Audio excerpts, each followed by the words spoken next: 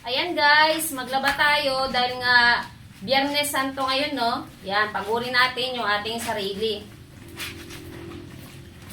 Habang yung iba, nagpipilipen yan kaninang umaga, mga ganun yung ginagawa nila, no? Yan tayo, maglalaba tayo ngayon.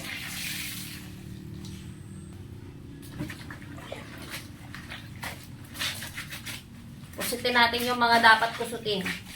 Habang yung iba nakasalang naman sa washing machine, no? Yung mga ganito hand wash kasi yung mga ganitong tela, no? Mga chalice na tela, hand wash.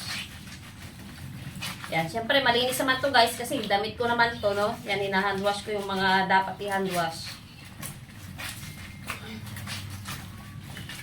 Mga napawisan ko lang naman to mga to.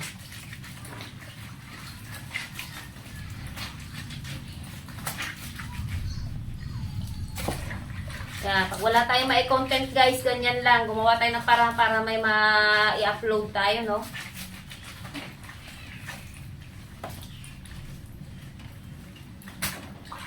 Ito natin dito sa may kilikili.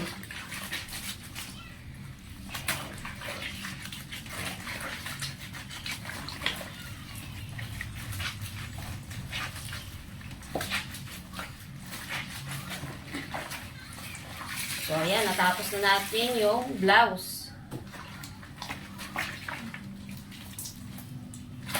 Ito naman. Mahirap pag hand wash guys eh. Masakit din sa kamay. Pag di ka na sanay maglaba ng nasanay ka na sa washing machine. Pero may mga damit kasi talagang dapat natin kusutin ng hand wash talaga gagamitin. Masisira yung tela pag nilagay natin sa washing machine.